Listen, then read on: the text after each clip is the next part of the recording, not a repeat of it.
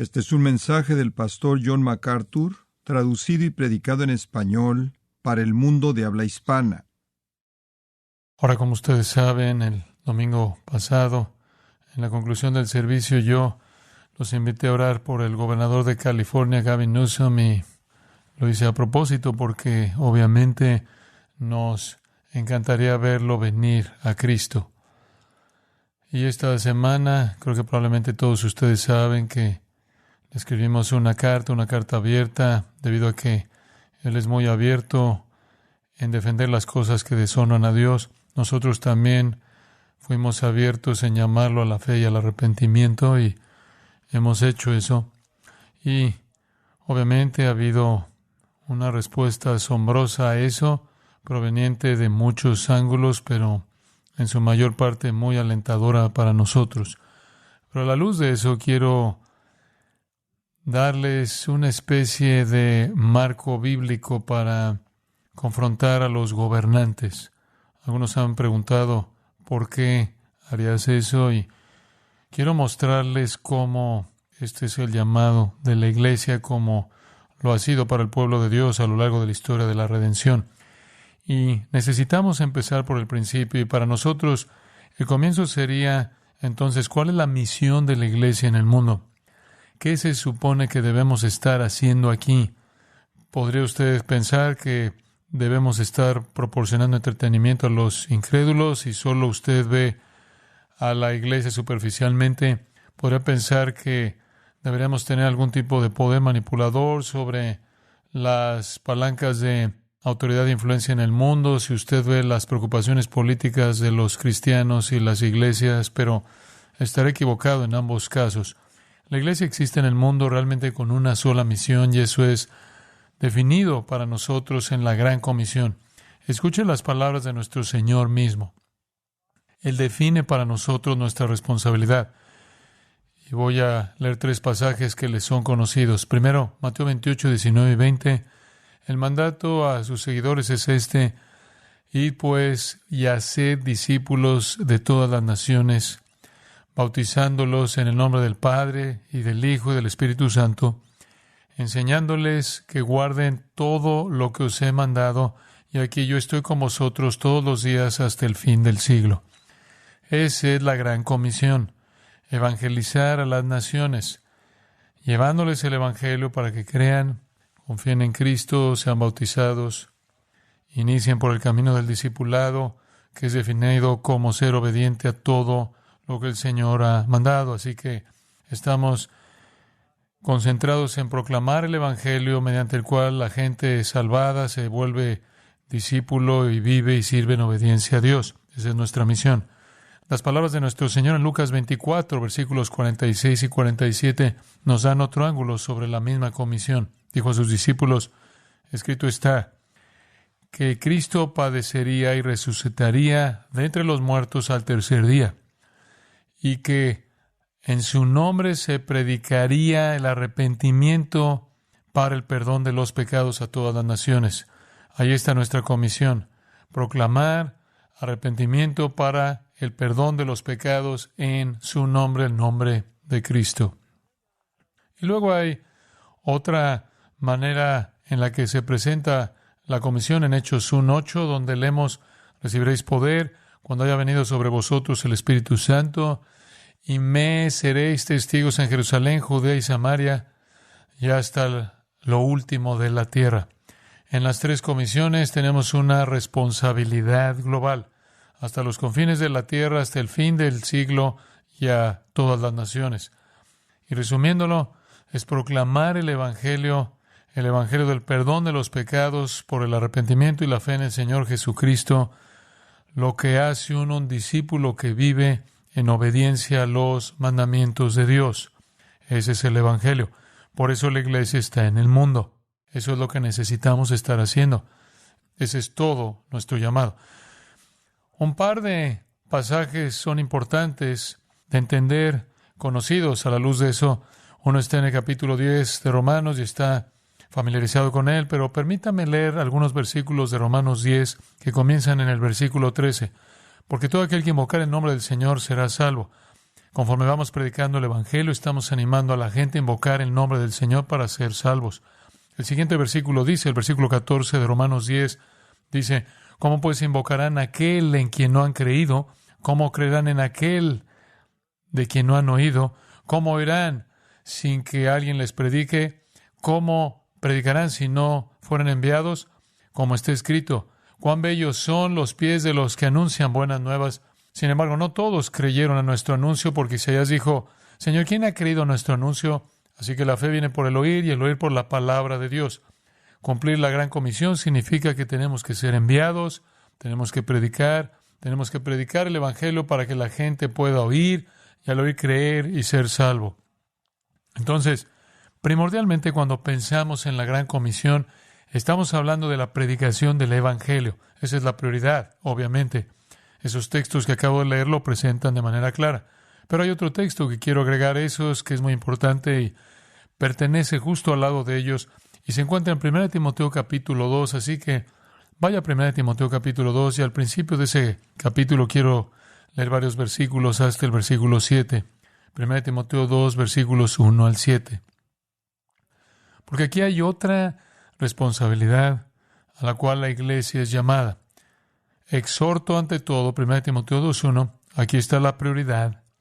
Exhorto que se hagan rogativas, oraciones, peticiones y acciones de gracias, se hagan por todos los hombres. Así que debemos estar rogándole a Dios por todos los hombres. ¿En qué sentido exacto se dirige esa oración? ¿Con qué propósito? Siga leyendo. Por los reyes y por todos los que están en eminencia, y eso es impactante, y voy a hacer un comentario de eso en un momento. Debemos estar orando por todos los hombres, pero el grupo demuestra que él identifica es reyes y todos los que están en eminencia, para que vivamos quieta y reposadamente en toda piedad y honestidad. Si usted quiere vivir una vida tranquila, si quiere vivir una vida pacífica, en la sociedad humana, en toda piedad y honestidad, ore por los gobernantes. Porque tanto de lo que una sociedad es, como bien lo sabemos, es un resultado directo de sus gobernantes y líderes. Y Dios quiere que oremos por aquellos que nos gobiernan. El versículo 3 dice, porque esto es bueno y agradable delante de Dios nuestro Salvador. ¿Por qué? Porque Él quiere que todos los hombres, todo tipo de hombres, sean salvos y vengan al conocimiento de la verdad. Porque hay un solo Dios y un solo mediador entre Dios y los hombres, Jesucristo hombre, quien se dio a sí mismo en rescate por todos, de lo cual se dio testimonio a su debido tiempo. Para esto fui constituido predicador y apóstol. Ahora, el contexto aquí es salvación. Puesto que Dios desea la salvación, si Él desea la salvación de todo tipo de hombres, si Él desea que lleguen al conocimiento de la verdad,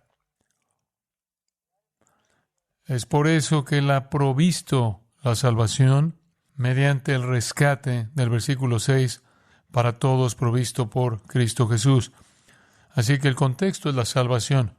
Un Dios y solo uno, por lo tanto, solo una religión verdadera. Un mediador y uno solo, Jesucristo hombre, por lo tanto, un solo Salvador. Un rescate por todos, el único rescate, y de esta manera un evangelio, un camino de salvación.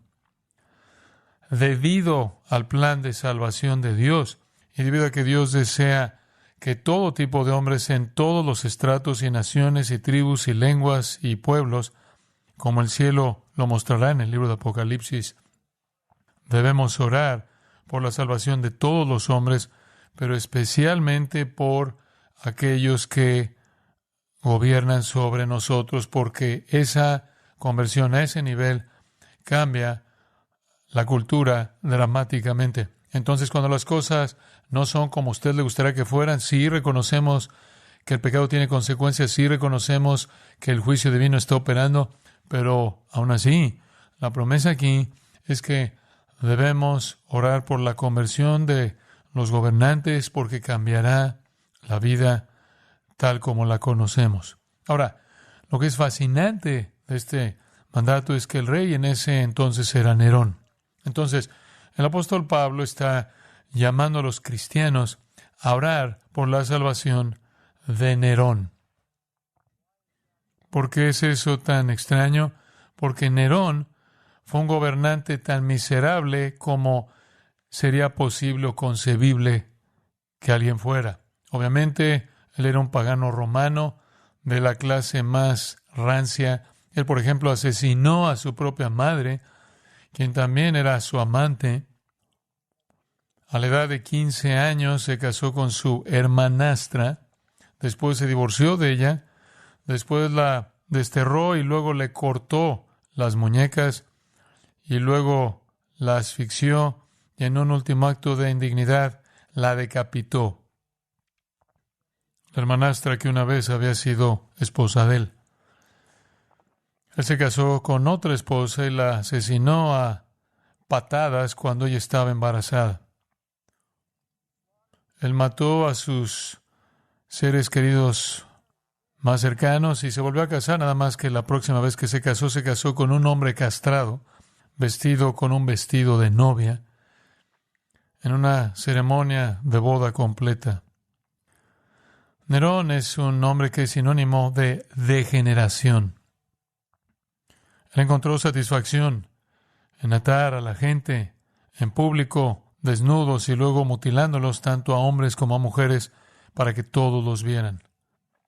Su copa estaba tan llena de miseria que él se suicidó a la edad de 30 años.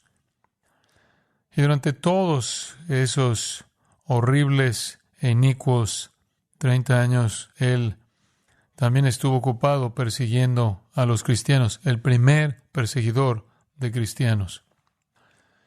Pablo está diciendo, oren por su salvación. Esto está estirado. Si están sintiendo la furia de este desdichado, si todo en él te repugna, tienes que superar mucho para querer que él sea salvo y orar por eso. Eso es lo que Pablo está diciendo. Oren por Nerón, oren por su salvación, oren por los magistrados y jueces y procónsules y gobernadores. No hay nada que podemos hacer para cambiar la forma en la que estas personas son. Políticamente no podemos hacer eso, psicológicamente no podemos hacer eso. No tenemos ningún medio humano para alterar la maldad de los gobernantes. Pero eso es consistente con lo que el apóstol Pablo escribió en 2 Corintios 10:4, cuando él dijo, las armas de nuestra milicia, la guerra espiritual, no son carnales, no son humanas. No usamos armas humanas, manipulación humana, poder político, influencia, lo que sea. Las armas de nuestra milicia son poderosas en Dios, dice Pablo, derribando fortalezas. Las armas de nuestra milicia son poderosas en Dios para la destrucción de fortalezas. ¿Y cuáles son las armas de nuestra milicia? La verdad de Dios, la verdad del Evangelio. Entonces luchamos contra la maldad en los lugares celestiales con la verdad del Evangelio y también con la oración. Esa es otra arma de nuestra guerra. Usted recordará en el 7º capítulo de Hechos, Esteban estaba siendo apedreado y al final del capítulo 7, el versículo final, mientras su vida está siendo aplastada, él dice, Señor, no les tomes en cuenta este pecado. Y le pide al Señor que perdone a las personas que lo apedrearon hasta la muerte. Y uno de ellos era un hombre llamado Saulo. Capítulo 7, versículo 60, termina con él orando para que Dios perdone a la gente que lo estaba apedreando. Y una de las personas que lo estaba haciendo era un hombre llamado Saulo.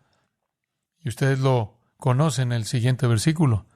Esa es una conexión fascinante, porque dice un versículo más adelante, en el versículo 3, que Pablo guió la persecución contra la iglesia, exhalando amenazas y matanzas. Capítulo 8 lo muestra persiguiendo, y capítulo 9 tiene su conversión.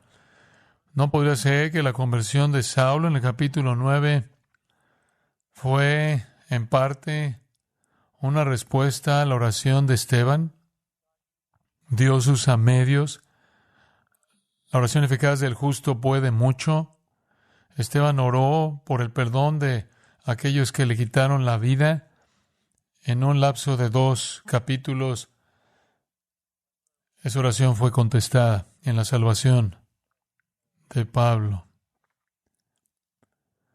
Simplemente para que lo sepa, él no sería uno por el que usted querría orar más de lo que usted querría orar por Nerón. Pero Dios salvó a Pablo. Y después en el capítulo 16 de Hechos, usted recordará que Pablo y Silas estaban en la cárcel, estaban cantando himnos y orando. ¿Por quién cree usted que ellos estaban orando? Bueno, ellos, si conocían las palabras de Jesús, y ciertamente las conocían, recordarían que Jesús dijo, bienaventurados sois cuando los hombres os persigan. Ellos habrán recordado que Jesús dijo, nunca eres más como Dios que cuando oras por tus enemigos. Y así, sin duda, en sus cantos y oraciones, como prisioneros en el cepo en Filipos, estaban incluyendo en su oración al carcelero. Y usted conoce el resto de la historia. El resto de la historia es que el carcelero vino a la fe en Cristo. Entonces usted tiene a Esteban orando por la gente que lo está matando, tiene a Pablo y a Silas orando por los hombres que los encerraron en el cepo, y sus oraciones parecen relacionarse directamente con la salvación del apóstol Pablo y el carcelero en Filipos. Así que necesitamos saber que este es el llamado de Dios para nosotros, aunque parezca difícil, aunque hay muchas cosas que no nos gusten de las personas que tienen poder sobre nosotros, cometeríamos un acto de desobediencia en contra de nuestro llamado si no oráramos por la salvación de nuestros gobernantes. Y eso se aplica no solo a los gobernadores, sino a todos los gobernantes, hasta la presidencia y en todo el mundo. Es un desafío confrontarlos. Regresemos a la responsabilidad de predicar. Usted recuerda la historia de Juan el Bautista, claro. Juan el Bautista, capítulo 3 de Lucas, confrontó a Herodes, el tetrarca. Juan estaba predicando el Evangelio, Lucas capítulo 3, versículo 18, al pueblo, Juan el Bautista, y cuando Herodes, el tetrarca, fue reprendido por él, debido a Herodías, la esposa de su hermano, y por todas las maldades que Herodes había hecho, Herodes también añadió esto a todas, encerró a Juan en la cárcel. Herodes era el rey en ese entonces. Él era un hombre miserable. Su conexión con Herodías, la esposa de su hermano, era incestuosa. Él se la había robado de otro. Y Juan lo confronta por su maldad que él había cometido. Y Juan fue encerrado en la cárcel. Si usted va a Mateo 14, lee el resto de la historia y por esto Juan perdió su cabeza. Su cabeza fue servida en un platón a Herodes. A Juan le costó la vida ser honesto con un gobernante, presentarle la verdad a un gobernante. A Jesús le costó la vida presentar la verdad a un gobernante. Él habló con Pilato, él habló con Caifás. Colectivamente todos se unieron, lo ejecutaron. Y después estaba Pablo. En el 9º capítulo del libro de los Hechos, donde tenemos el relato de su conversión, hay un comentario allí que está relacionado con su llamado. Es un comentario muy directo. Capítulo 9 y versículo 15. El Señor le dijo, Ananías, después de la conversión en el camino a Damasco, el Señor dice acerca de Pablo, Él es instrumento escogido para llevar mi nombre delante de los gentiles y de los reyes y de los hijos de Israel, porque yo le mostraré cuánto es necesario que sufra por causa de mi nombre. Él fue llamado a ir delante de reyes. Ahora, anótelo, El gobierno es el perseguidor máximo de la iglesia. Siempre lo ha sido porque tiene el poder de la prisión y el poder de la muerte. Mataron a Juan el Bautista por enfrentarlos. Mataron a Jesús por enfrentarlos. Y aquí está la promesa en la misma comisión de Pablo de llevar el evangelio a reyes. Y debido a eso, él va a sufrir mucho. En cierto sentido, desde el punto de vista humano, es peligroso hacerlo porque tanto poder reside en un gobernante. La profecía acerca de Pablo, de que llevaría el mensaje a los reyes, tiene cierto cumplimiento interesante si usted toma tan solo 1 o 2 minutos conmigo. Vaya a Hechos 24. En Hechos 24 encontramos que Pablo, ahora un prisionero, a punto de ser enviado a Roma, donde sería él ejecutado bajo la autoridad de César. Pero para este momento, en el capítulo 24 de Hechos, él todavía está en la tierra de Israel, pero él es un prisionero. Y él es traído ante una serie de gobernadores. El primero, capítulo 24, versículo 22, es Félix. Y Félix tenía un conocimiento exacto del camino, lo cual es una referencia al evangelio cristiano. De alguna manera, Félix había escuchado la palabra del mensaje acerca de Jesús, su muerte, su resurrección. Entonces, en el versículo 24, algunos días después, Félix llegó con Drusila. Drusila era una esposa ilegítima, una esposa de fornicación y adúltero, que fue seducida por un hechicero y la apartó de su esposo para convertirse en la esposa de Félix. Félix llega con esta mujer, su esposa, que era judía, y mandó llamar a Pablo y lo escuchó hablar sobre la fe en Cristo Jesús. Si mandabas traer a Pablo, eso era lo que ibas a escuchar. Pablo vino y habló de la fe en Cristo Jesús a Félix. Su mensaje está delineado en el versículo 25. Hablaba de la justicia, el dominio propio y del juicio venidero. Hombre, ese es un golpe directo. Pablo está hablando de justicia, el estándar justo de Dios. Y luego le está hablando del dominio propio, o el tema del pecado, la incapacidad del pecador de cumplir con el estándar justo porque él no puede superar su pecaminosidad. Y después él habló sobre el resultado de eso, el juicio venidero. Justicia, dominio propio y juicio. Y el resultado fue que Félix se aterrorizó y dijo: vete por el momento y cuando tenga tiempo te llamaré. Estaba aterrado. Era un hombre de una vida tan baja que al mismo tiempo también, dice el versículo 26, estaba esperando que Pablo le diera dinero. Parte de la política, ¿no? Soborno. Un alma miserable. Pero Pablo lo confrontó con la justicia, el pecado y el juicio. Él fue sucedido en el versículo 27 por el siguiente gobernador, Porcio Festo, y Pablo va delante de él. Capítulo 25, baje al versículo 10. Pablo está hablando con Festo. Él dice: estoy de pie ante el tribunal de César, donde debo ser juzgado. No he hecho ningún mal a los judíos, como también sabéis muy bien. Si pues soy un malhechor y he cometido algo digno de muerte, no me niego a morir.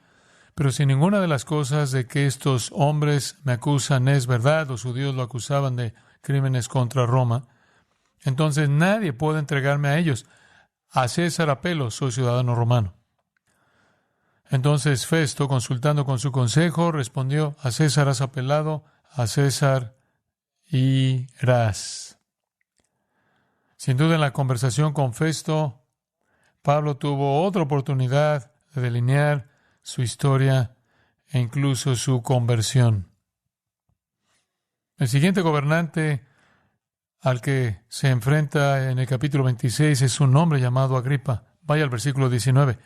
Pablo es traído ante este hombre, quien tiene poder de vida y muerte sobre él si decide ejercerlo. Entonces, rey Agripa, no fui desobediente a la visión celestial. Él está dando su testimonio.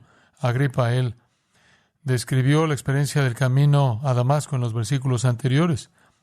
Pero seguí declarando primero a los de Damasco y también a los de Jerusalén, y luego a toda la región de Judea, y aún a los gentiles que se arrepintieran y se volvieran a Dios, haciendo obras dignas de arrepentimiento. Él le dice a Agripa: he estado predicando continuamente el evangelio del arrepentimiento y la salvación en Cristo. Por esta razón, algunos judíos me aprendieron en el templo y trataron de matarme. Versículo 24. Mientras Pablo decía esto en su defensa, Festo dijo en voz alta: Pablo, estás loco. Las muchas palabras te están volviendo loco. Pero Pablo dijo: no estoy loco, excelentísimo Festo, pero pronuncio palabras de sobria verdad, porque el rey sabe estas cosas, y yo también le hablo con denuedo, ya que estoy persuadido de que ninguna de estas cosas escapa a su conocimiento, porque esto no se ha hecho en un rincón. Has estado aquí por mucho tiempo, conoces la historia de Cristo y conoces la predicación del evangelio de su resurrección. Rey Agripa, versículo 27. ¿Crees a los profetas? Sé que crees.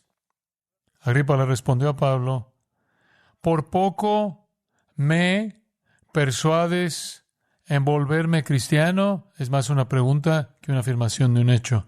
¿Estás bromeando? ¿Estás siendo ridículo? ¿Crees que puedes convencerme de convertirme en cristiano? Pablo dijo, versículo 29, quisiera a Dios que ya sea en un tiempo corto o largo, no solo tú, sino también todos los que me oyen hoy lleguen a ser como yo, excepto por estas cadenas. Ese era su corazón. Él deseaba la salvación de todos ellos. Y Agripa el segundo, es por cierto, el bisnieto de Herodes el Grande, el Herodes en el tiempo del nacimiento de Cristo.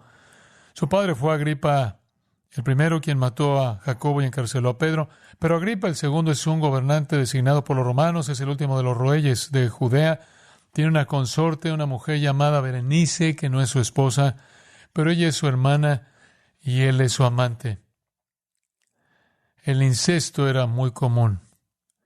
Ella y él también son hermanos de Drusila, la esposa seducida de Félix. Son un grupo muy miserable.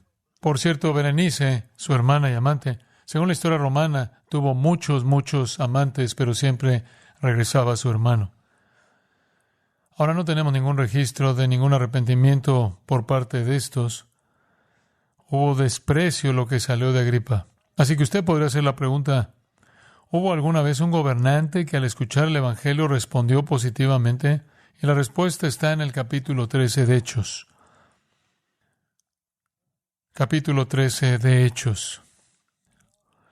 Y Pablo está en la isla de Chipre. Y usted puede ir al versículo 6. Recorrieron toda la isla hasta Pafos, encontraron un mago, un falso profeta judío cuyo nombre era Bar Jesús, que estaba con el procónsul. Ese es un gobernador regional. Así que aquí nos encontramos con un gobernador regional en Chipre llamado Sergio Paulo, un hombre de inteligencia. Este hombre llamó a Bernabé y a Saulo y procuró oír la palabra de Dios. Pero Elimas, el mago, que es solo otro nombre para Bar Jesús, se oponía a ellos, procurando apartar de la fe al procónsul. Así que Pablo está evangelizando al procónsul y este hechicero poseído por demonios está contrarrestando ese evangelismo al representar al diablo. Pero Saulo, también conocido como Pablo, lleno del Espíritu Santo, fijó su mirada en este hechicero y dijo, lleno de todo engaño y fraude, hijo del diablo, enemigo de toda justicia, no cesaréis de torcer los caminos rectos del Señor. Estás torciendo y pervirtiendo la verdad. Esto es lo que Satanás hace. Trata de disfrazarse de ángel de luz. Así que Pablo desenmascara a este antagonista poseído por demonios. En el versículo 11, él hace más que desenmascararlo. Aquí la mano del Señor estará sobre ti y serás ciego y no verás el sol por un tiempo. Inmediatamente una niebla y oscuridad cayeron sobre él y anduvo buscando a quienes lo llevarían de la mano. Entonces el procónsul Sergio Paulo creyó al ver lo que había sucedido y se maravilló de la enseñanza acerca del Señor. Sí, hay un gobernador que se convirtió cuando había un hechicero satánico poseído por un demonio que intentaba paso a paso, frase por frase, contrarrestar la predicación del Evangelio. El nombre de Sergio Paulo está inscrito en artefactos antiguos en Chipre y también está en la historia natural de Plinio, el historiador romano, donde aparece su nombre. Así que sí, los gobernantes fueron confrontados y rara vez respondieron positivamente confiando en el Señor Jesucristo. ¿Eres tú nuevo? ¿Eres tú algo nuevo en el Nuevo Testamento? No, porque Juan el Bautista fue el último de los profetas del Antiguo Testamento y su confrontación contra Herodes le costó la vida. El Antiguo Testamento nos da muchas ilustraciones. Podría darle 40 ilustraciones de hombres piadosos del Antiguo Testamento confrontando gobernantes. Permítame recordarle de algunos. En Éxodo, Moisés confronta a Faraón de frente: deja ir a mi pueblo. En 1 de Samuel 13, Samuel confronta a Saúl, el rey, por su pecado. En 2 de Samuel 12, Natán confronta a David por el pecado de haber asesinado a Urías para que David pueda tener una relación adúltera con su esposa Betsabé.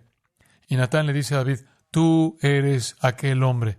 Ahías el profeta confrontó a Jeroboam en 1 de Reyes y le dijo: has hecho mucho mal, mucho más mal que los que te precedieron. En 1 de Reyes 18, Elías confronta al miserable y malvado Acab. Más tarde, 1 de Reyes 21, vuelve a confrontar a Acab por básicamente asesinar a Nabot para que pudiera robar su viña. Él le dijo: tú te has venido a hacer lo malo ante los ojos de Yahweh. Aquí yo traigo mal sobre vosotros. Este fue un papel que los profetas asumieron a lo largo del Antiguo Testamento. Elías denuncia a Ocosías por consultar a Baal. En 2 de Reyes 1, él dice: ciertamente morirás. Isaías profetizó la ruina de Sennacherib, el rey de Asiria, en 2 de Reyes 19. Isaías se burló del rey de Babilonia, en Isaías 14. Jeremías pronunció juicio sobre Sedequías, en Jeremías 21 y 34. Oseas declaró juicio sobre los gobernantes malvados de Israel, en los capítulos 4 y 5. Esto era rutinario. Y leí antes el Salmo 2, que es David contra mundo, David contra el mundo de los gobernantes, los reyes de la tierra, actuando contra Dios, mientras que Dios se ríe de ellos. Así que no es nada nuevo. Lo que hizo Juan el Bautista, Jesús lo hizo, Pablo lo hizo, cualquiera de los otros apóstoles lo hicieron. Tuvieron antepasados que les mostraron el camino de la confrontación en los hombres fieles y piadosos del Antiguo Testamento. Vaya a Deuteronomio 17, el cual establece la responsabilidad del gobernante de esperar ser confrontado si él es infiel. En Deuteronomio capítulo 17, solo vaya al versículo 18, conforme el Señor está describiendo ahora que vas a tener un rey. Esta es la responsabilidad del rey.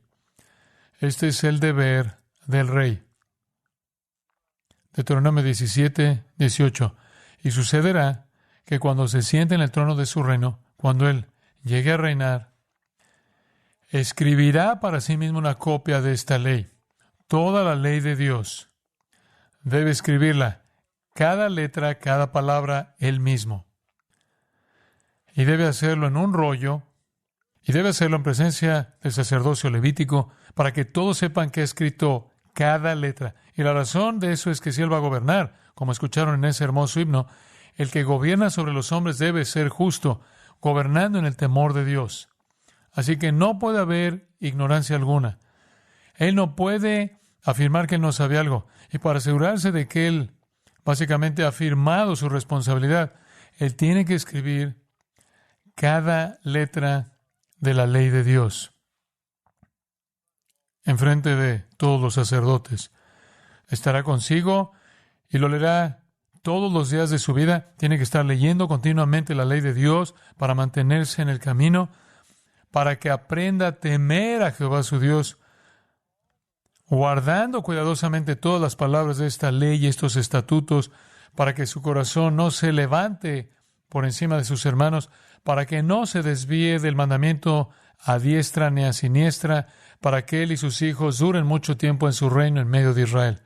¿Quieres tener un reinado largo? Mantente fiel a la Escritura. Tienes que escribirla toda, tienes que leerla continuamente y debes obedecer sus estatutos. Bueno, ellos entraron a la tierra prometida y no fue así, ¿verdad? Rey tras rey tras rey, en ambos reinos, el reino del norte de Israel, el reino del sur de Judá, abandonaron la ley de Dios.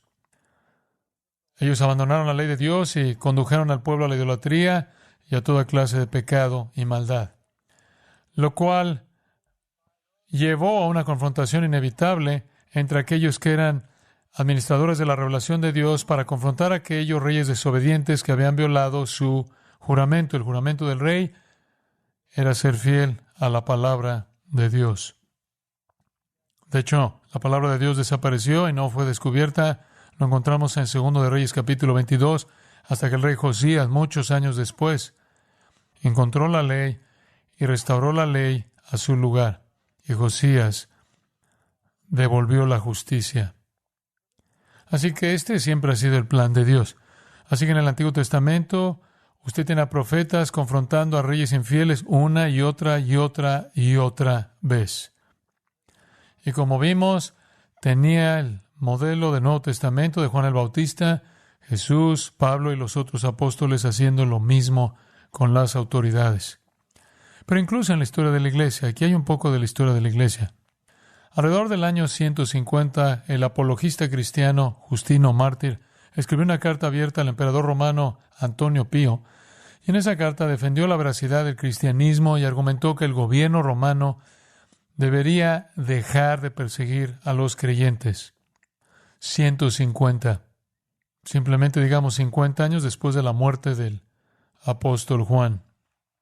Alrededor del año 155, había en Esmirna un renombrado pastor que conocía a Juan, llamado Policarpo, quien fue juzgado ante un gobernador romano. Él fue acusado de ser un cristiano y se le instó a retractarse. Policarpo se negó a hacer eso, reiteró su lealtad a Cristo e instó al gobernador a arrepentirse o enfrentar el fuego eterno del juicio de Dios.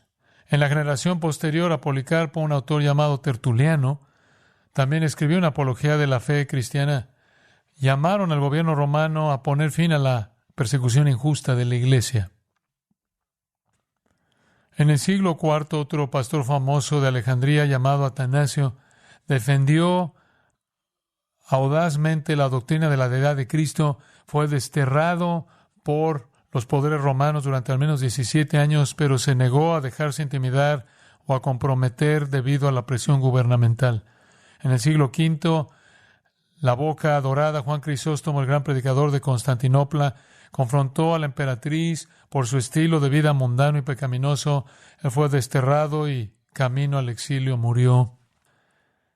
Si usted llega a los tiempos de la Reforma, usted tiene a personas como Pedro Waldo, John Wycliffe, John Huss, quienes denunciaron todos a las autoridades corruptas y estaban dispuestos a pagar con sus vidas. En 1521, Martín Lutero adoptó su postura y le dijo al emperador Carlos V, el hombre más poderoso de Europa, que él debía arrepentirse y que Lutero nunca se retractaría porque hacerlo sería ir en contra de la palabra de Dios, lo cual Lutero nunca haría. Como resultado, Lutero fue declarado hereje notorio y habría sido ejecutado si hubieran podido encontrarlo. 1529, en la Dieta de Speyer, un grupo de príncipes evangélicos dentro del Sacro Imperio Romano Germánico escribió una carta de protesta en respuesta a los intentos del emperador de prohibir la reforma. Y debido a eso llegaron a ser conocidos como protestantes. En las décadas de 1530 y 1540, el predicador inglés Hugh Latimer predicaría ante el rey de Inglaterra, Enrique VIII, nada menos. En una ocasión predicó un sermón que enfureció a Enrique por su audacia. La semana siguiente, Enrique advirtió a Latimer que tuviera cuidado con lo que decía, ya que el poder de la vida del hombre estaba en manos del rey. La respuesta de Latimer fue predicar con más audacia. En 1550, un grupo de protestantes en Magdeburgo escribió una confesión en respuesta a los esfuerzos de Carlos V por acabar con el protestantismo en todas partes. Y ellos reconocieron que harían lo correcto sin importar la hostilidad que el gobierno presentara contra ellos. Es famoso que en 1563 Juan Knox, el gran reformador escocés, confrontó a la reina católica de Escocia por su matrimonio no bíblico, y él fue tan poderoso que ella comenzó a llorar. En 1603, 1000 líderes puritanos escribieron una carta al rey Jacobo I, llamándolo a reformar la iglesia en Inglaterra. Ignoró la petición y continuó persiguiendo a los puritanos. Y luego, en 1638, los creyentes escoceses firmaron un pacto nacional resistiendo los esfuerzos del rey Carlos por interferir con la iglesia y la adoración verdadera. Ya se ha pasado a lo largo de la historia. Podemos retroceder y comenzar con Moisés confrontando a Faraón y recorrer toda la historia de la iglesia. De hecho, es solo en la era moderna que la iglesia no ha hecho esto. ¿Qué tan triste es eso? ¿Qué tan triste es eso? Ese es nuestro llamado. No va bien, entiendo eso. Mataron a los profetas, mataron a Juan el Bautista, mataron al Señor Jesús, mataron a los apóstoles, mataron a los fieles predicadores a lo largo de la historia de la iglesia. Pero eso no cambia la misión ni la responsabilidad. Y usted podría preguntar, ¿hay alguna indicación de que esto puede ser exitoso? Estas personas se vuelven tan miserables. ¿Hay una esperanza para ellos? Bueno, no sabemos nada de Sergio Paulo, pero él se arrepintió. Y en el Antiguo Testamento, por cierto, el rey de Nínive se arrepintió. Pero permítame tan solo darle 2 ilustraciones del hecho de que puede suceder. Abra su Biblia en Daniel capítulo 4 y permítame volver a presentarle al rey del universo, como él mismo se hacía llamar, Nabucodonosor. Nabucodonosor construyó un ídolo de sí mismo de 90 pies de alto, cubierto de oro, y exigió que todos se inclinaran y adoraran, y cuando los 3 jóvenes judíos no se inclinaron, los arrojó al horno de fuego. Usted sabe eso. El Señor los protegió. Pero él exigió deidad. Exigió ser el adorado. Él era el hombre tan miserable que alguien se puede imaginar. Destruyó todo tipo de naciones, todo tipo de líderes para llegar al poder. Destruyó Judá, saqueó, destruyó a Jerusalén. Él masacró a miles de judíos, llevó cautivos a miles más a Babilonia. Y cuando los hizo llegar ahí, le encantaba desnudarlos y avergonzarlos, y avergonzados hacerlos desfilar en medio de las multitudes públicas. Algunas de las cosas que hizo para ganar poder sobre algunas naciones se ilustran en la forma en la que trató un rey llamado Hiram, que era el rey de Tiro. Lo torturó hasta la muerte después de violar a su esposa ante sus ojos, quien por cierto también era su madre. Y regularmente Nabucodonosor, se dice, diariamente se involucraba en la sodomía. Él mató a los hijos de Sedequías, el gobernante judío Sedequías. Mató a sus hijos ante los ojos de Sedequías. Fue el último que Sedequías vio, porque después de haber sacrificado a sus hijos frente a sus ojos, le sacó los ojos a Sedequías. Entonces, la última visión que él tendría sería la de sus hijos siendo asesinados. Él después tomó al ciego Sedequías y lo llevó encadenado a Babilonia. Su vida es solo una cronología incomprensible de maldad. ¿Hay una esperanza para un hombre así? Bueno, tiene que escuchar su propio testimonio. Vea Daniel capítulo 4. Este es el testimonio de Nabucodonosor. Nabucodonosor, rey, a todos los pueblos, naciones y hombres de toda lengua que habita sobre la tierra, rey de la tierra. Paz os sea multiplicada. Este es Nabucodonosor firmando. Esto es de mí para ustedes. En cartas antiguas presentaban quién era el autor al principio. Y esto es lo que él dice: vuestra paz abunde. Me ha parecido bien declarar las señales y prodigios que el Dios Altísimo ha hecho por mí. Cuán grandes son sus señales y cuán poderosas sus maravillas. Su reino es un reino eterno y su dominio es de generación en generación. Hombre, Él era el rey de todo el universo. Algo dramático sucedió. Aquí está su testimonio en primera persona. Y usted lo puede ver en el versículo 4. Yo, Nabucodonosor, versículo 5, vi un sueño. Y recorre todo ese capítulo y él de este asombroso testimonio sobre un sueño y sobre cómo encontró a Daniel, quien interpretó el sueño. Y el sueño, como usted recordará, era una mala noticia para él, realmente mala noticia. Se le dijo, baja al versículo 24, aquí está el decreto del Altísimo. Versículo 25, que seas echado de entre los hombres y tu morada sea con las bestias del campo, y te sea dada hierba para comer como ganado, y te empaparás con el rocío del cielo, y 7 años pasarán sobre ti, hasta que reconozcas que el Altísimo gobierna sobre el reino de los hombres, y lo da a quien Él quiere.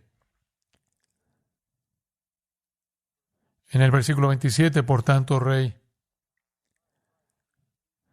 sea agradable mi consejo para ti, dice Daniel. Deja ahora tus pecados haciendo justicia y de tus maldades al mostrar misericordia a los pobres, por si se prolongare el tiempo de tu prosperidad. Daniel está interpretando el sueño y dice, no se ve bien para ti. 7 años vas a tener lo que los psicólogos llaman boantropía, como licantropía. Y esto no va a ser un cambio de identidad escogido personalmente. Tú vas a pensar que eres una vaca durante 7 años. 12 meses después, versículo 29. No había sucedido y Nabucodonosor se sentía muy bien acerca de sí mismo. Estaba caminando sobre el techo del palacio real en Babilonia. El rey reflexionó y dijo, ¿no es esta la gran Babilonia que yo mismo he edificado para residencia real con la fuerza de mi poder y para la gloria de mi majestad? Soberbia. Mientras la palabra estaba en la boca del rey, salió una voz del cielo que decía, Rey Nabucodonosor, a ti se te dice, te ha sido quitado el dominio y serás echado entre los hombres y con las bestias del campo será tu morada. Se te dará hierba para comer como ganado y en 7 años no podrás entrar en la civilización, vivirás como un animal hasta que reconozcas que el Altísimo gobierna sobre el reino de los hombres y lo da a quien Él quiere. Inmediatamente se cumplió la palabra acerca de Nabucodonosor, y él fue expulsado de la humanidad y comenzó a comer hierba como ganado. Y su cuerpo fue empapado con el rocío del cielo hasta que su cabello creció como plumas de águila y sus uñas como garras de pájaros. La humillación. 7 años de eso. Versículo 34, al final de ese periodo, yo, Nabucodonosor, regresando al relato en primera persona, alcé mis ojos al cielo y mi razón volvió a mí. Y bendije al Altísimo y alabé y glorifiqué al que vive para siempre, porque su dominio es dominio eterno y su reino permanece de generación en generación.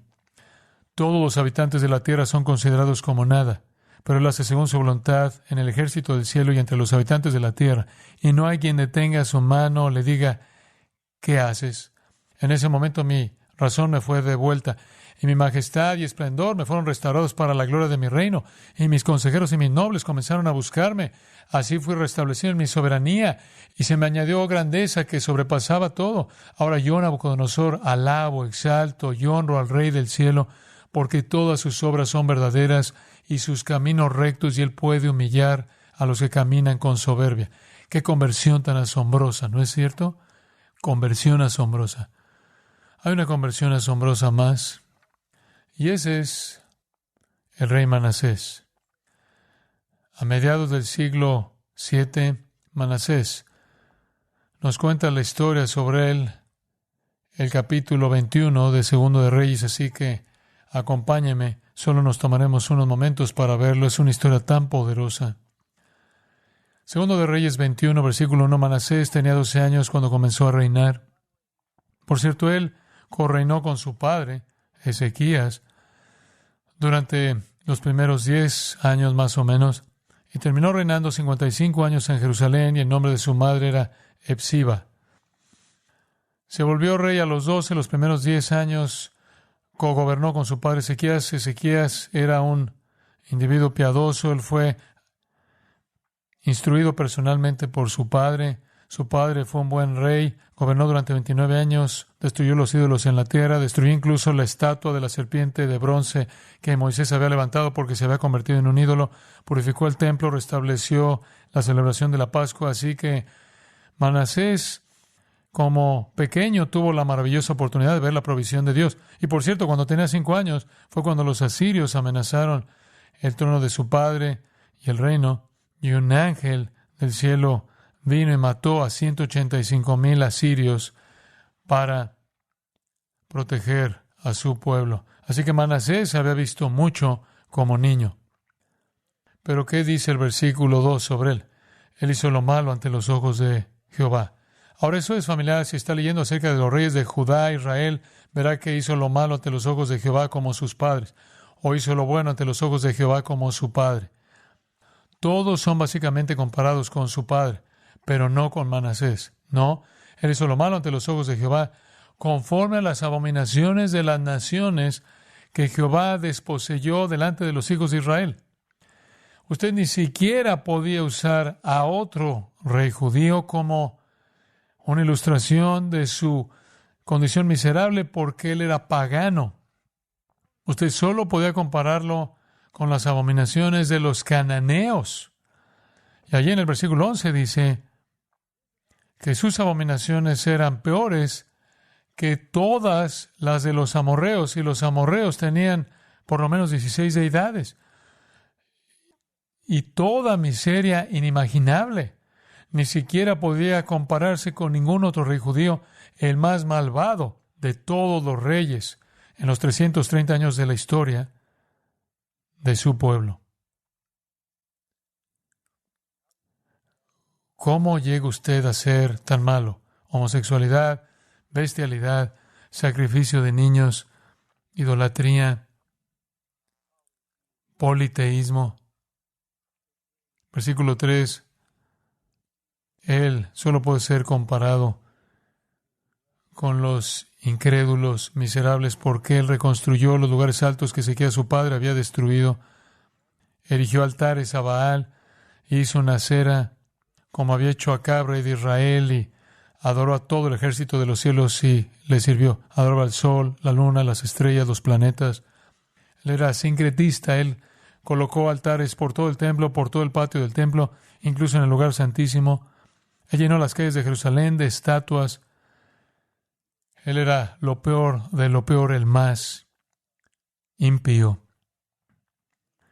Llegó a esas proporciones conocidas después que el versículo 5 dice, edificó altares para todo el ejército de los cielos en las 2 atrios de la casa de Jehová. Dice el versículo 6, él hizo pasar a sus hijos por el fuego. Él sacrificó a sus hijos a Moloc, a Baal, a los dioses. ¿Por qué hacían eso? ¿Por qué ese era el sacrificio definitivo? Porque usted estaba creando un hijo para cuidarlo usted en su vejez. Estaba creando un hijo para recibir el patrimonio, para perpetuar la familia, para perpetuar los tesoros de valor que la familia poseía. Y usted estaba tan dedicado a este Dios que usted decía, yo lo abandono todo, el sacrificio más grande que puedo hacerte es incinerar a mi hijo para decirte que te honro a tal grado que abandono toda seguridad para mi futuro en el mundo. Así de devotos eran. ¿Cómo se volvieron tan devotos a Baal? Porque creían que Baal era el dios de las tormentas, el dios del trueno, el dios del relámpago, el dios de la lluvia. Y si no llovía, entonces Baal estaba enojado. Y si no llovía, era cuestión de fertilidad, y entonces era una cuestión de supervivencia. Y entonces ellos llegaban al punto en el que de hecho sacrificaban a los niños que estaban criando para cuidar de ellos en el futuro. La adoración a Baal implicaba todo tipo de magia, rituales y prostitución sagrada, tanto masculina como femenina. Y toda esa prostitución sagrada era para incitar a Baal para traer lluvia. Manasés adoraba a Baal. El versículo 16 del capítulo 21 dice que derramó sangre inocente, mucha sangre inocente, hasta que llenó a Jerusalén de un extremo a otro. Imagínense, ¿a quién está masacrando? Profetas que lo confrontaron, gente piadosa, cualquiera que se interpusiera en su camino. Lo peor. Pero el final de la historia está en 2 de Crónicas 33. 2 de Crónicas 33. Es un final sorpresa. 2 de Crónicas 33, 10. Y habló Jehová a Manasés y a su pueblo, mas ellos no escucharon.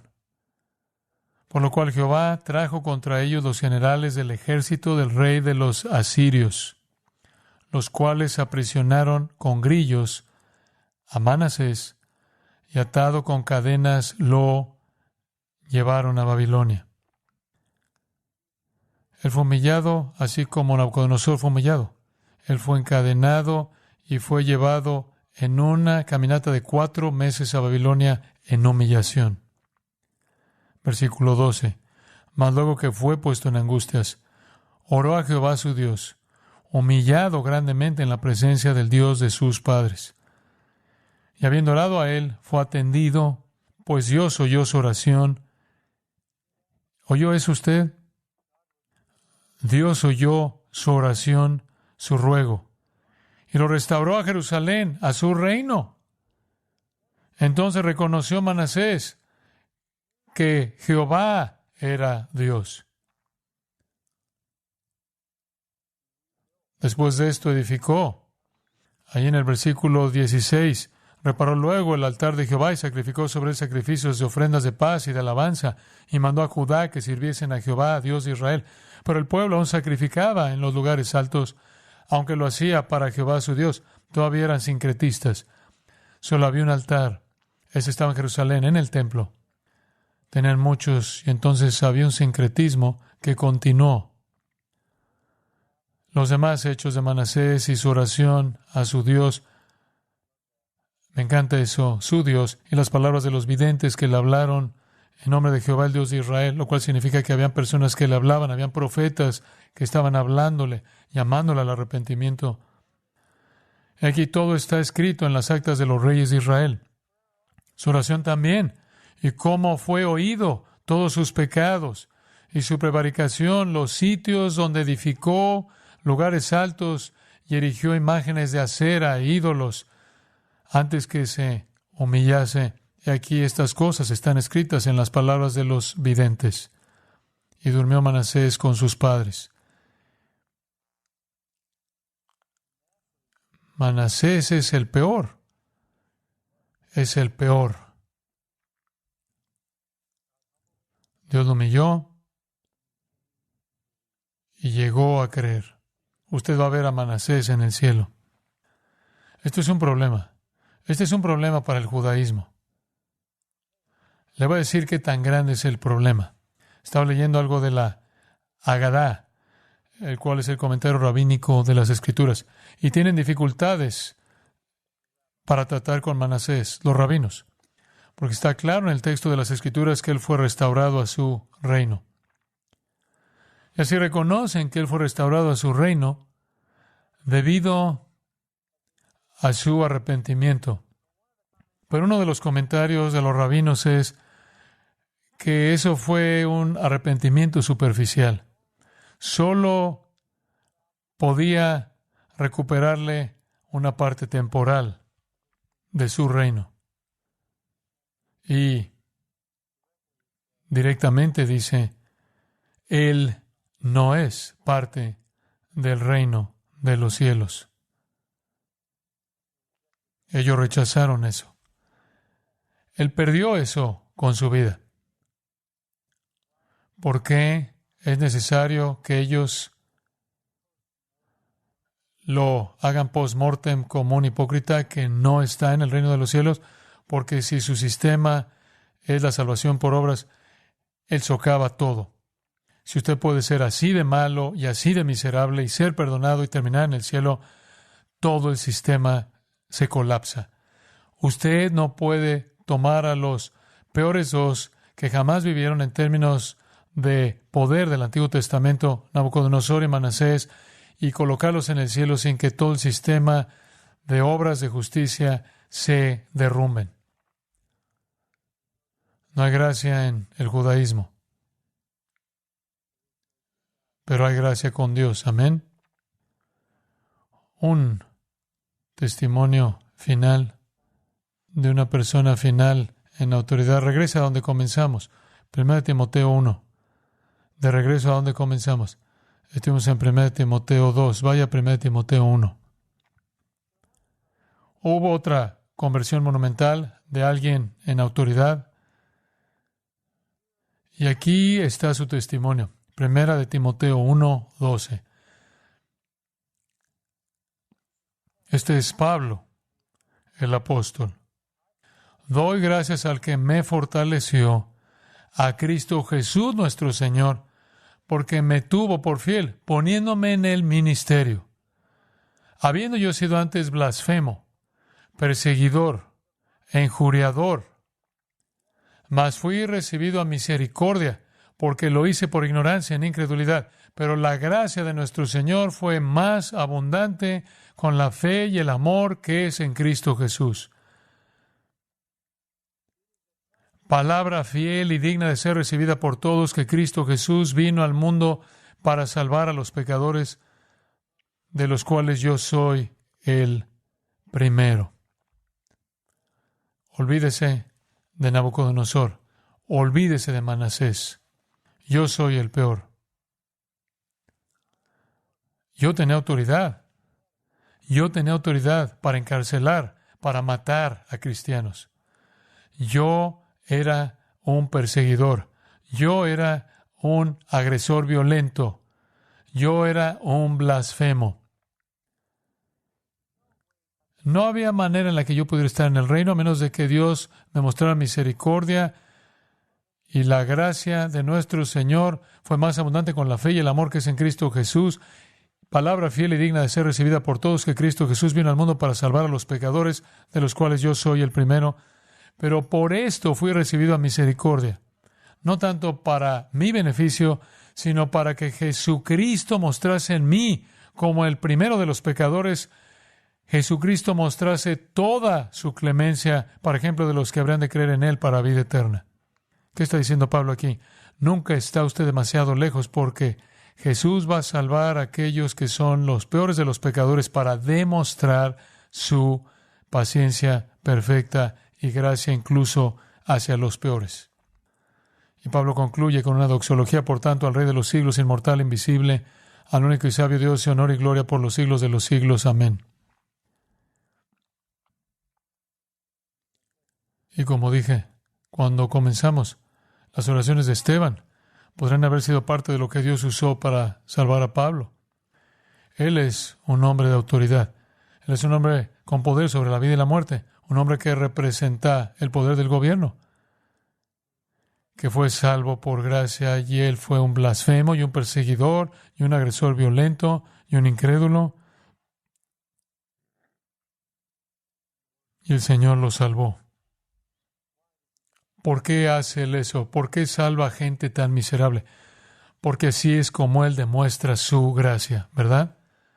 Usted nunca está más allá de esa posibilidad. Y es por eso que en el capítulo 2 Él dice, oren, oren, oren por los reyes y por todos los que están en eminencia, para que puedan ser salvos. Eso es parte de nuestro ministerio. Oremos juntos. Padre, te agradecemos nuevamente por, como siempre lo hacemos, la verdad de tu palabra apreciada. El mensaje sale al final, como siempre, que la salvación es por gracia únicamente, por fe únicamente, en Cristo únicamente. Nadie va a ser salvo por obras. Eres salvo por gracia a través de la fe. Las obras no lo van a llevar a ninguna parte. Pero la buena noticia es que incluso el peor de los pecadores no está más allá de la gracia divina. Ellos tienen que escuchar y necesitamos seguir orando. Señor, que seamos fieles en orar por los que están en el liderazgo, orar por los que tienen autoridad, así como aprovechar cada oportunidad para proclamarles el Evangelio a ellos y a todos los demás, hacerles saber que el rescate ha sido pagado por Cristo si se arrepienten y ponen su confianza en Él. Esta es nuestra misión en el mundo, que la Iglesia esté fielmente enfocada en esto. Oramos para tu gloria. Amén. Usted ha escuchado a John MacArthur, maestro bíblico de Gracia a Vosotros. Para más información y acceso gratuito a todos los mensajes de John, así como una lista de libros incluyendo la Biblia de estudio, visite la página web en gracia.org. Gracia a Vosotros y el pastor John MacArthur se reservan toda protección y derecho de autor bajo la ley que esté vigente. La información de derecho de autor está disponible en gracia.org, que incluye instrucciones para limitar la duplicación de este archivo digital. Gracia a Vosotros es una organización sin fines de lucro dedicada a desarrollar recursos desde las enseñanzas del pastor John MacArthur, las cuales ofrecen la verdad de las Escrituras. Por otra parte, su apoyo en oración y sus donaciones al ministerio nos ayudan a lograr este propósito para equipar a miles de personas de habla hispana.